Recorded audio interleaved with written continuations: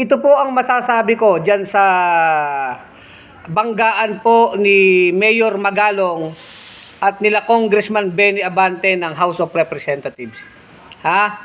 Kung nagagalit ang mga congressman sa mga sinasabing sweeping statement ni Mayor Magalong tungkol sa mga lagayan SOP ng mga kontrata sa gobyerno, na sinasabi nila Benny Abante, nadadamay kayo lahat ng mga congressman at hinahamon nyo si Mayor Magalong na pangalanan, magbigay ng pangalan ng mga congressman. Sang-ayon tayo dyan.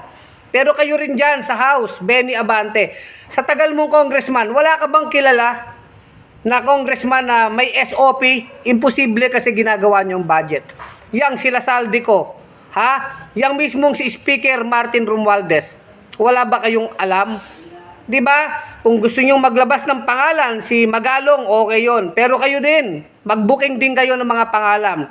Kasi kung hindi niyo 'yan gagawin, nagtatanga-tangahan din kayo diyan sa House of Representatives, kagaya diyan sa Senado. Nagtatakipang kayo sa isa't isa. Kung hinahamon niyo si Magalong na magbigay ng pangalan, sang-ayon tayo diyan. Pero kayo rin, magpangalan kayo na mga congressman na may SOP. Imposibleng hindi nyo kilala ang mga buhaya na yan. Benny Abante.